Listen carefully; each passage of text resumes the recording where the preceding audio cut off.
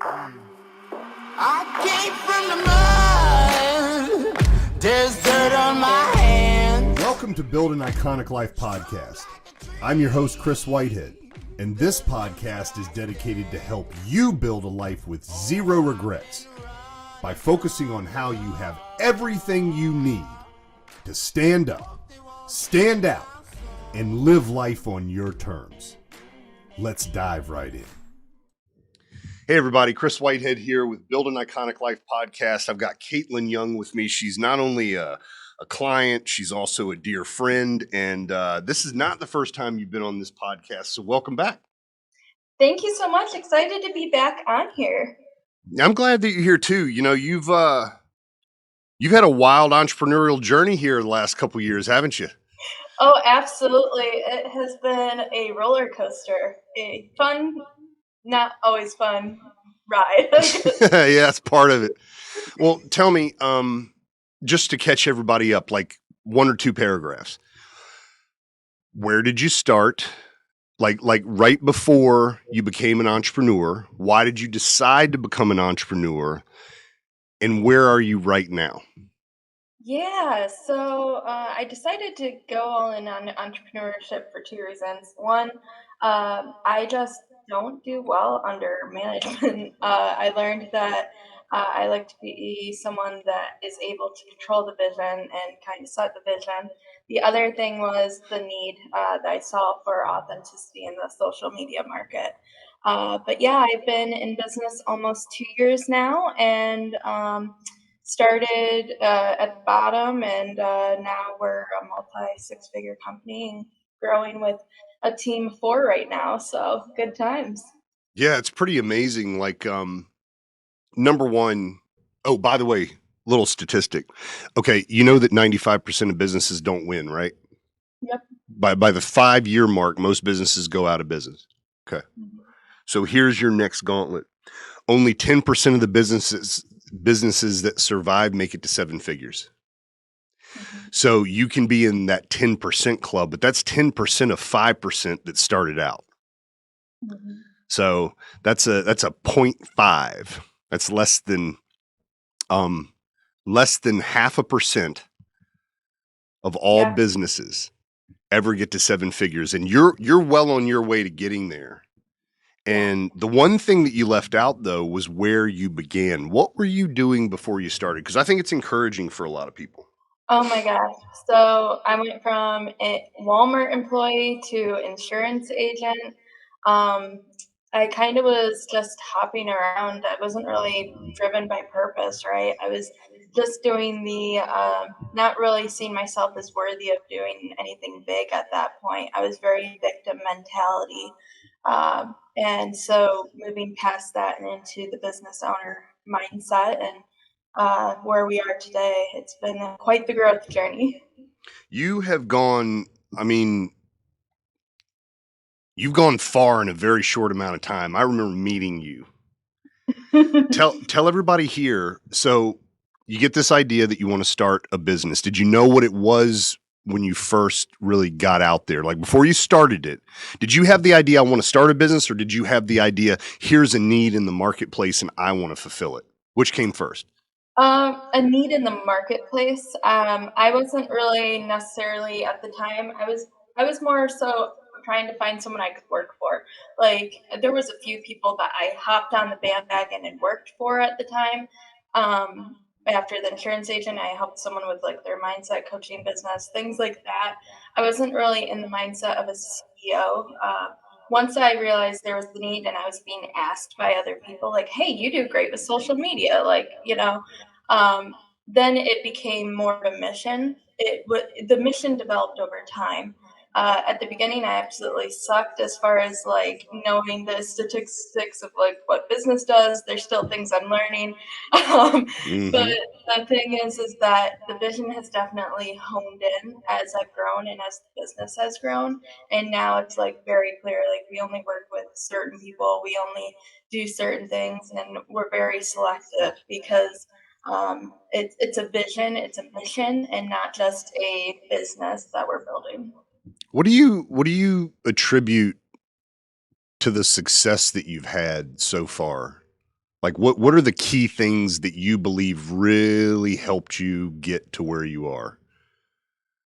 There's three really key things. The circle I surround myself with. So the people that are in my inner circle, you, Catherine, a whole bunch of others, Thomas, Mark, Salmanoff, like the people that I have decided are my high level circle, have pushed me to where I need to be. They ask me the challenging questions to get me to that next level. The other thing is I just don't freaking quit. Like, Yeah. I just have this innate drive that when I decide that I'm doing something, like, I could literally lose everything overnight. I'm still gonna get back up and be like, let's do this again. um, and then the third thing is, having a spouse that also is in my corner. So his growth alongside of my growth has been huge because he's jumping in the bandwagon with me. He's going, he's still not sure exactly like all the statistics, like everything that I'm doing, but he's on board. Like he's like, okay, how can I help? He's sometimes making graphics for clients, doing things behind the scenes, and so having the support system, the mindset, and really just focusing on inner growth too, really doing the work on me as a business owner, as a person, really has catapulted me.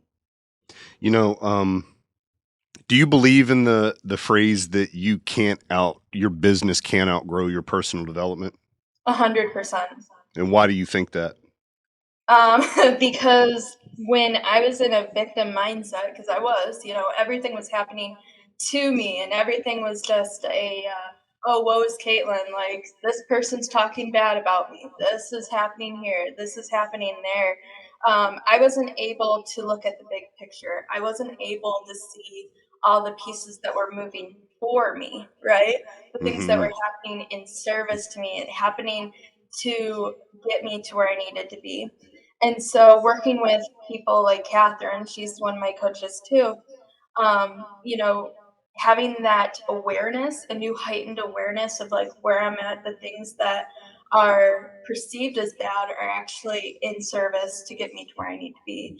And so, as my mindset has grown, it's funny how the business grows and the people I bring on grow, and the right people start just coming in and setting into place. And it's like, oh, this is what they were talking about. Yeah. It's why I've always said alignment's greater than assignment, and the bottom line, and I teach about core values a lot, and it's because it was a real aha. I'd been in business for almost 20 years, and that was when I really started taking seriously core values. And what's really interesting is core values if mine anyway, are not based upon where you can get me to or anything like that. It's some people are dead broke and they're in my circle, and some and employed by other people, and some people are highly, highly successful. But what I realized is when I drew a line in the concrete and said, if these values don't match, we don't operate together, my life just got simpler. It's not that it got easy, it got simpler.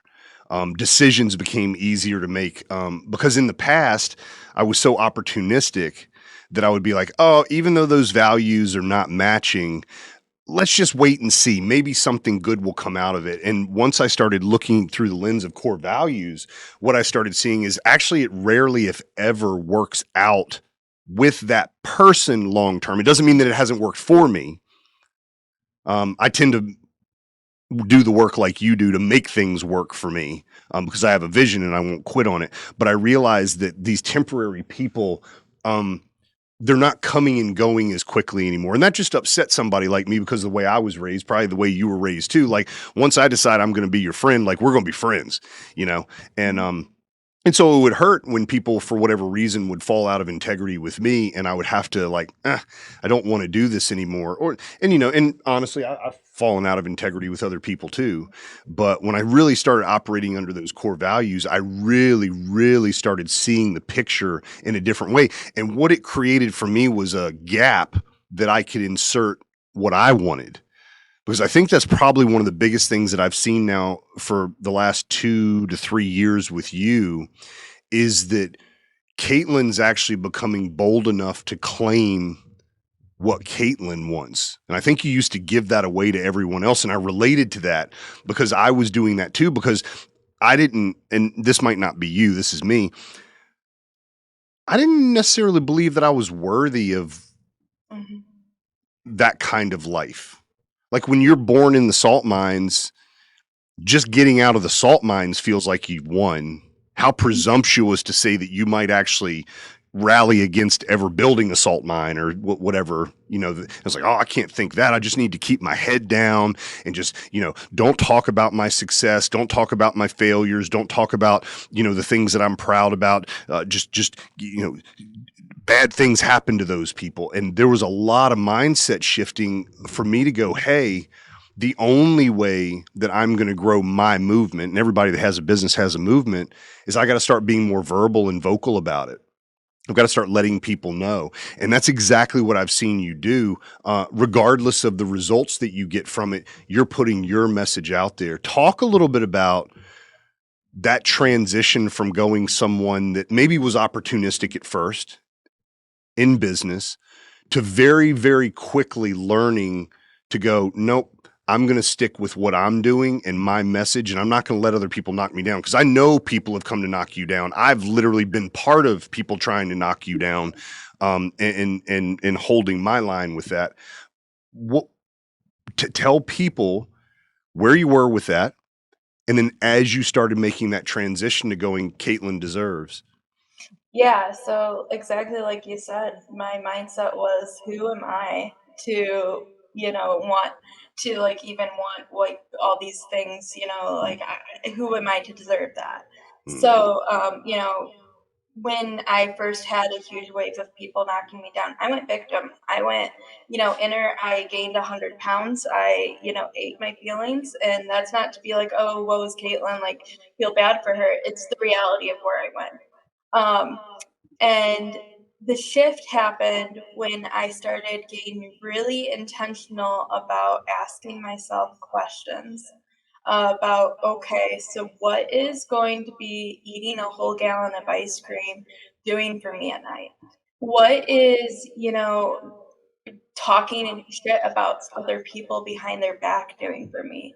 What is that telling my mind? What is, I started asking myself the really hard questions. And most of the time they were prompted by people like you, people like Catherine, people like Thomas, like all these people just started making me ask those questions, even if they weren't saying it specifically through their content, through things they put on their podcast, things like that.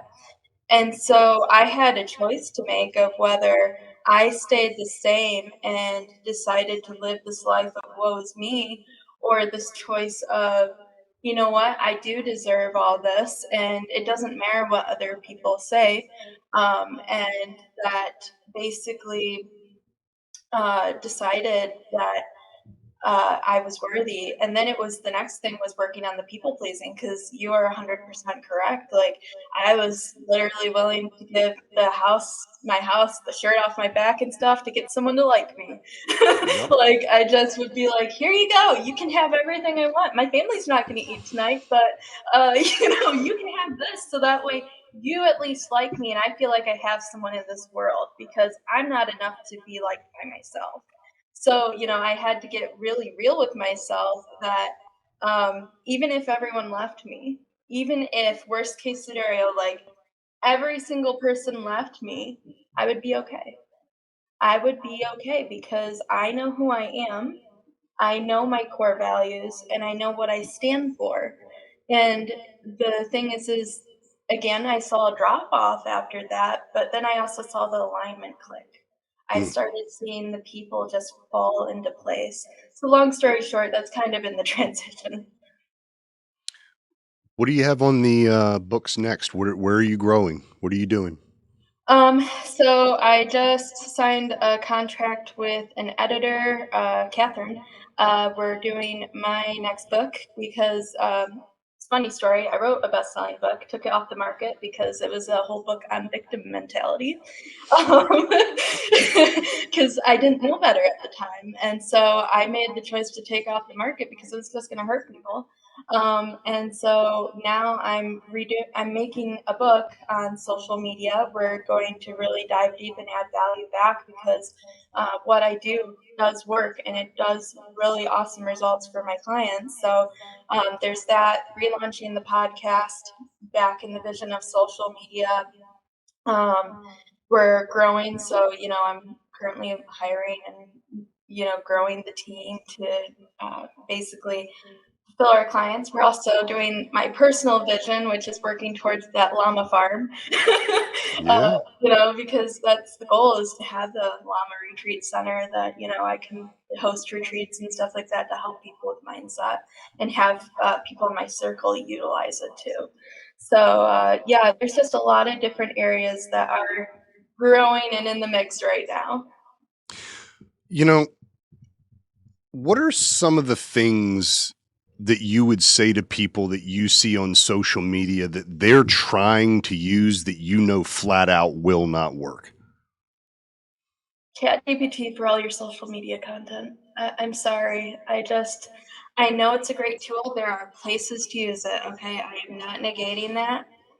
But the people that literally copy and paste ChatGPT right into their social media without any personalization, you have the little asterisks right next to it that is like right copy. Like, it's so inauthentic. Like, I'm going to preach this, like this will be the hill I die on, which is you have to combine authenticity with strategy. And if you are missing either of those pieces, you're just going to look exactly like everyone else and you're not going to stand out. So that's like my biggest pet peeve, is when I see someone that has done the content in the past and they decide, I don't have time for this anymore, so I'm just going to chat GPT it because everyone else is doing that. Yeah. It's the same thing, everybody strives for money thinking money will make them happy, and then you learn that it doesn't.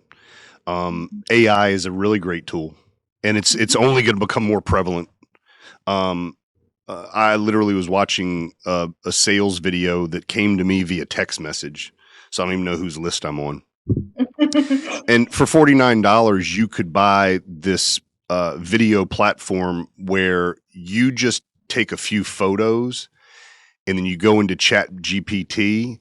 It gives you the entire dialogue, and then it also has talking heads, so you can put your photo in there. It analyzes you from all these directions and turns you into a talking head with someone else's voice. And I was looking at it. There was zero inflection in the conversation. You could see that the mouth was not moving to words. And I could just go on and on and on. And what you and I both know, because we've been around thousands of entrepreneurs now. We've had an opportunity to like really see a huge cross section and people that are striving for next level. So it's not like they're just like, yeah, I'm a business owner, blah, blah, blah, blah, blah. Let's talk about cars. No, they're talking about what's coming in growth. And although I agree that the AI is good, although I agree that the Chat GPT is good and it can help, when it's not in the hands of a professional, it's no different than somebody winning the lottery with money and having no financial acuity with it. The statistics state you're going to lose it, and you're probably going to be worse off than you were before. I've made that mistake with social media. Heck, you work as part of my team in the background, making sure my social media is right. And we have a particular account that has almost 30,000 followers on it that we're in the process of possibly shutting down. We're not going to shut it down. We're going to reutilize it a different way, but it comes from buying into a philosophy that was taught to me with about $30,000 of my money that flat out just won't work, because the people that were brought in, unbeknownst to me, but the people that were brought in, they're not following because they like the value that I offer. They're following for whatever other reason that the service that I paid for brought in there. And what that ends up being really called, everyone, is fake followers. That's all it is, bottom line. And so there's a right way to do life. There's a right way to do business. And there are a lot of wrong ways to do business. We talked about one, Chat GPT, AI. What's another thing that you see people doing on social media that you just kind of go, this will never really help them grow, even though they're giving it effort? The people that don't provide value, the people that are just like a complete sales pitch every single post, or the people that don't ask for the sale too. Both ways. I've seen it both. But yeah, the people that rely only on fancy Canva images and no personal touch, like when they don't put their face and all you have is this cool stock photo that isn't even anyone that works at the company. And so then when you go to be like, hey, can I work with so and so? Oh, that's not an actual person that works here. That's just a stock photo off Canva. Like I've seen that happen multiple times. And like you said, the fake followers, that's the other thing. Like if someone knows where to look, we can tell immediately whether your following's real. Like it's not hard. It's not hard. You know, you're younger than me quite a bit. And so you represent this whole demographic that's coming into kind of power, is what I call it. Um, your age group are people that are fairly familiar with social media, right? Like they live on social media in some ways. Yeah. What do you feel with your demographic, your age group? What do you feel that you all as a collective believe is going to be happening over the next 5 or 10 years? Or what do you feel like the real need or desire or one is, not from a business perspective, but just shed a little bit of light, because you guys are going to be spending the majority of money as you make it. You guys are going to be becoming senators and congress people and, you know, presidents and all that kind of, you're going to be in power. So you're going to direct it. What do you guys want? Or what is it that you see that a need is starting to come based upon this? Like this thing's taking over the world. I think the need for real physical connection is going to be what happens. I think that we're right now in very much a digital age, but I think it's going to shift. I think I've seen it already. I'm seeing TikToks and Reels from people on it that there's, even though it's the most connected we've ever been, it's also the most distant we've ever been. And So so it's like loneliness kind of. Mhm. I Okay. think that we're going to like realize that digital isn't all we need. Like you need physical hugs, you need physical interactions with people on an energetic level. I think that's going to be the biggest thing that we're going to see a shift in. I think social media will always be prevalent, like that won't change. But I think we're going to see more, and I think we've already seen it a little bit this year, more in-person events, more um, physical like meetups, more small pods meeting up locally, things like that. Even if it's like a dog group, that was one thing. Like funny story. So we have a dog park here, and they had a Facebook group, and they meet up every month, and it's a French like bulldog Mm-hmm. group that meets. And it was so funny because it was Halloween, so there was like a dog painted like Hulk and all these things. Like it was fantastic. And I was like, so you guys just meet, and they're like, oh well, it started out as a Facebook group, but then we realized like our dogs need connection. And it's the same with humans, right? We have to Mm-hmm. be like physically like connected with people too, not just over social media, because like a dog can't just be like, oh, here's a picture, like it's their owners. And dogs are very much so pack animals, and so are humans. Do you think that a lot of people your age have become completely disenfranchised with traditional methods of just lifestyle in general? Oh, absolutely. And so with that being said, do you, with that disenfranchisement, do you also feel that there's kind of, instead of people looking at what they can do, you hear a lot more people your age talking negatively about the powers that be? Oh, Is that victim mindset that you're talking about? yes. So I think that's very prevalent in my age group and younger, um, is that we kind of like you've had the generation that they worked super hard for everything. And then you had the generation that felt they were abandoned because their parents weren't around, right? And so then they overcompensated and gave their kids everything they ever wanted in life, right? And so then these kids that got everything they want, or the ones that didn't get everything they want, are now like, well, if it's not something that's specifically mine, like they're just jerks. Like, it's this like everybody's out to get me. We can't be best friends unless you're like, exactly like me. Like there's this whole mentality of like it's me, me, me, me, me, me. Well, yes, it's healthy to be selfish a bit, you have to be able to think of the collective as well. And there's just not everything happens to people in this age and not for people, in their opinion.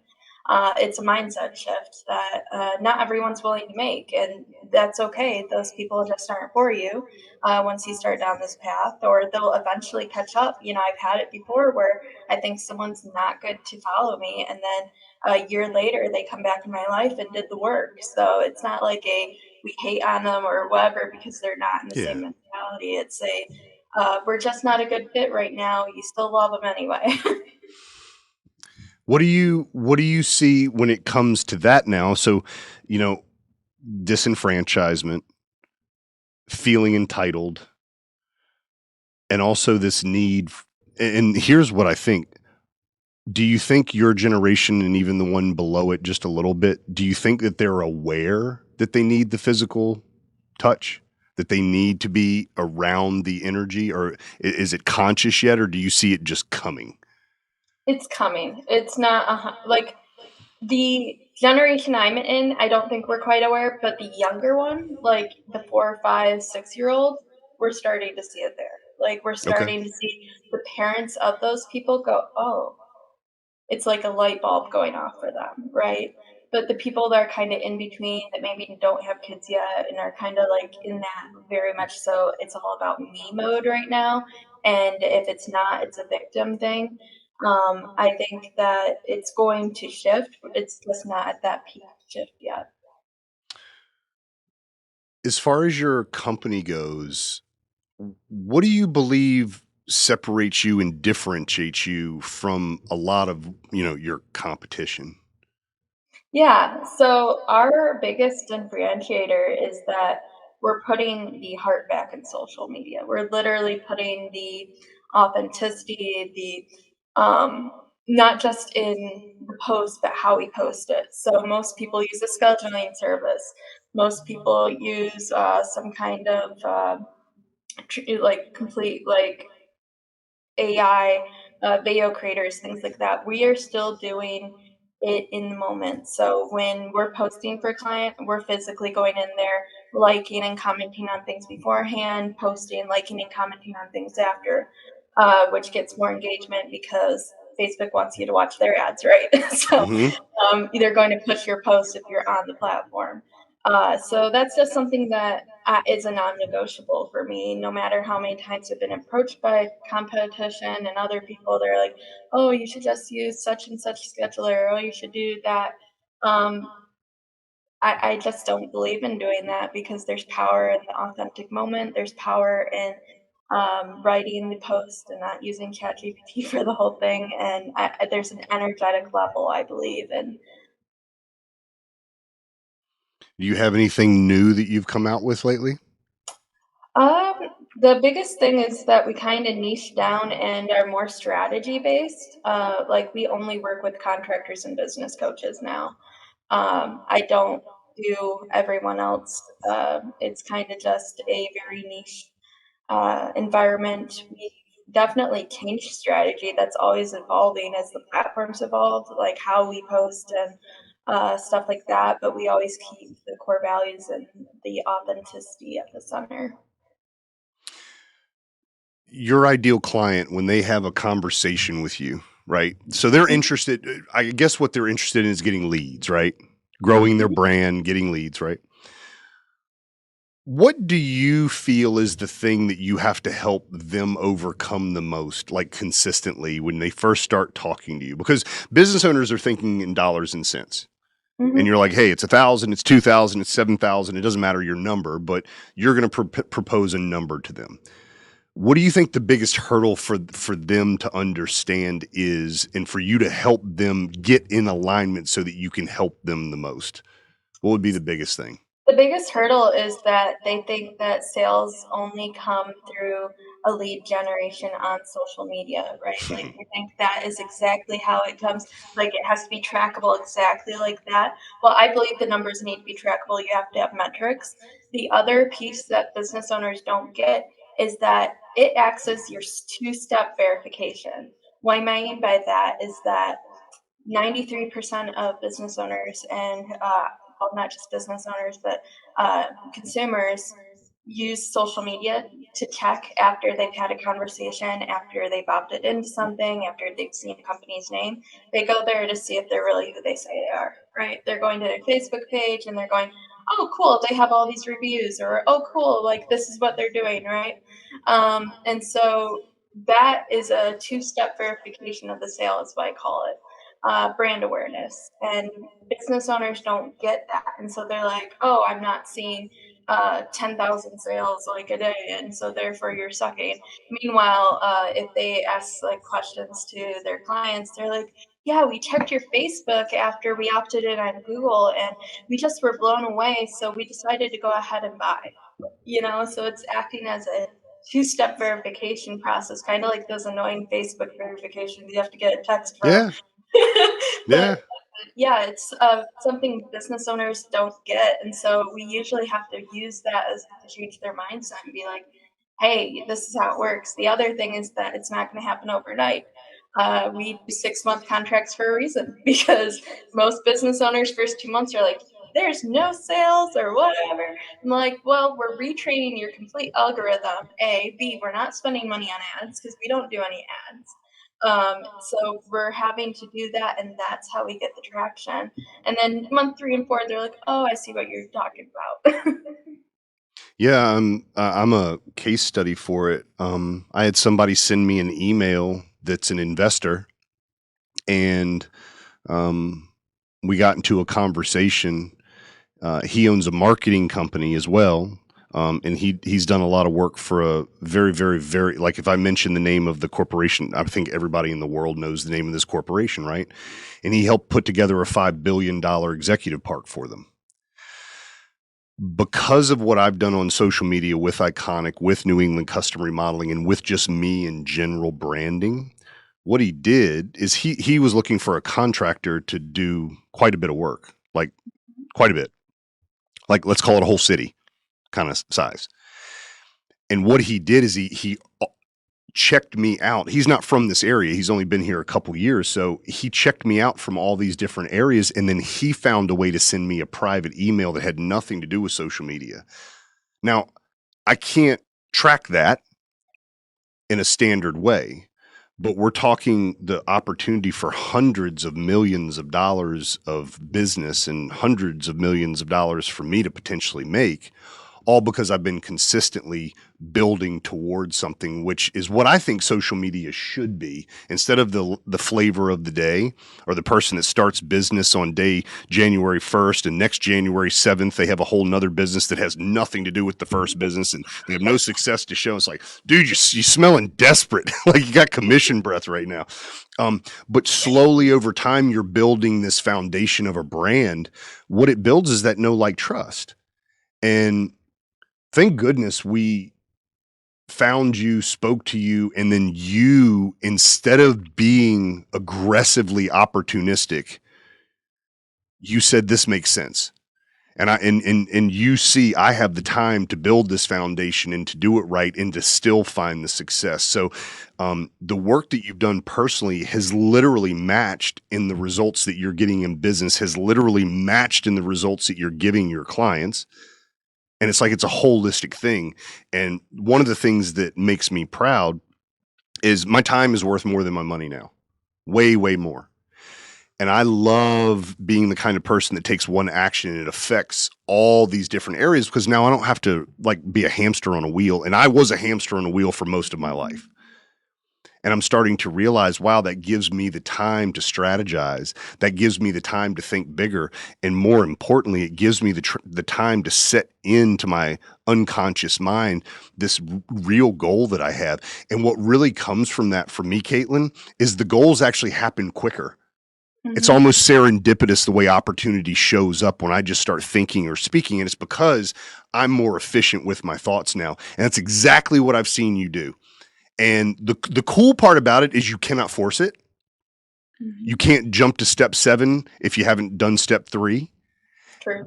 And you've just committed yourself to go down that process while choosing to not let go of the dream of owning a business. Because what most people end up doing is they throw the towel into one arena because they're just like, it's too much.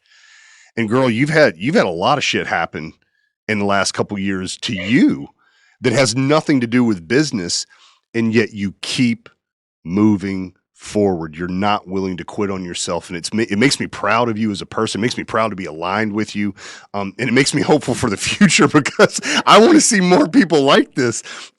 Because you're not average. And you're not the kind of person, it's like maybe a 1 out of 100 kind of thing that you find. But when you find this kind of person, and then you start to develop community around this, life just it goes actually it goes faster, but it feels like I'm more in most of the moments. And I think Yeah. before I was mostly in my head. And it just gives a sense of clarity and a sense of power and a sense of purpose for even being here and having these experiences. And here you are crushing it and doing it. Yeah. Yeah, it's, exactly. Once you get out of your own head and out of your own way, it just kind of is funny how it's like, oh, it just starts dropping into place. What the heck? When do you think your book is going to be released? Probably July, August next year. 2024? Mm-hmm. Okay. That would be the goal. We don't have a specific date yet set. We're still very much so in the trenches, as you call, making a Mm-hmm. book. But it's definitely in the process, and I'm really excited because this one's going to be definitely an value packed experience for the readers, and just excited to get in hands of business owners. I think it's really bold to put a best-selling book out there. Like, number one, you wrote a book that puts you in like the 1% club. Then you decide to take it off the shelf because you're like, no, it doesn't suit who I am. And to invest the money and the time again to do it in a better way. Like, kudos to you for doing that. Looking forward to seeing it. If people wanted to find you on social media, how would they find you? Kaitlyn Young official or social media doctor official on any of the channels. You'll find me there. Easy to find. What about a website? So smdoctor.com. Don't kill me for the name. Say that slower. No, it's all I get. She said SM Doctor. This is the social media lady, smdoctor.com. Not going to kill you for it. I've probably only owned 20 websites in my life. I've changed names numerous times, either by choice or because one time we actually got so good at what we were doing that people were calling the competition asking for us because our names were so close. And I literally got a cease and desist letter from an attorney because the guy had been in business longer than me. And I called up my business lawyer and I said, I don't understand. I've spent hundreds of thousands of dollars in marketing. We got all these leads coming in. Are you telling me that I'm going to get punished because I'm building business correctly? And he goes, well, I'm not going to say you won't win. I'm just asking how much money do you have to play with the idea? And I was like, never mind. So we just changed the business name. And that business is doing great too. It took about another 7 months to ramp that back up again. But if people want to find you, go to what is it again? smdoctor.com. Or so Kaitlyn Young official Mm-hmm. or social media doctor. Mm-hmm. And those are just do the @ symbol or go to Facebook and find you, Yeah, and they'll get you. exactly. Just the @ symbol, and you'll find me. Well, the thing that I love the most is you're willing to hop on a call, have an honest conversation, educate people. If you can help them, of course, you're going to sell them. That's what we're all here to do. But if you're not a great fit for somebody, you have a network now of people that you can send them to, that if they're the right core value group, that you can get them some help. And I know that you're a go-giver, just the kind of person that you are. Yeah. And that's the cool thing is when you know people that do things that you don't do, you just send them that way. And we also have my paid mastermind that for the people that are like, I can't afford someone, we have that option for people too, because I hate that there's people out there that aren't being guided. So. That's cool. And they can find all that on your website. Mm-hmm. Well, Kaitlyn, thank you for being on the show today. I really appreciate it. I love seeing the growth. I love seeing your smile. Thank you. It was an absolute pleasure to be on here again and get to chop it up with you. Always a pleasure. We'll have you on again. We're going to do this like yearly check-in to see your growth. Cause like you're the litmus test. Like literally I started my business at 24. I had the same volume you had, but I did not have the same trajectory that you did. I had a ceiling over me because I wasn't looking far enough into the future of how to do it. And I also didn't know how to get around people that could like literally change my life. And I'm watching you do it, and I'm really, really proud of you. And you're somebody that I recommend to anybody that's a business consultant. If they want to change their social media, if they're a contractor, meaning in the trades, yeah, you know what the hell you're doing, and people should have a conversation with you. So we'll bring you on again next year, see where you are with it. Okay. Sounds good. Sounds good. Thank you. Thank you. Take care, everybody. We'll see you later. I came from the mud. There's dirt on my hands. Strong like a tree. There's roots where I stand. Hey, friend, if you enjoyed listening to this podcast, please leave a review and subscribe to catch future casts. If you really enjoyed this episode, make sure you share it so others can benefit from it as well. I'll see you in the trenches. Try to catch me howling at the moon.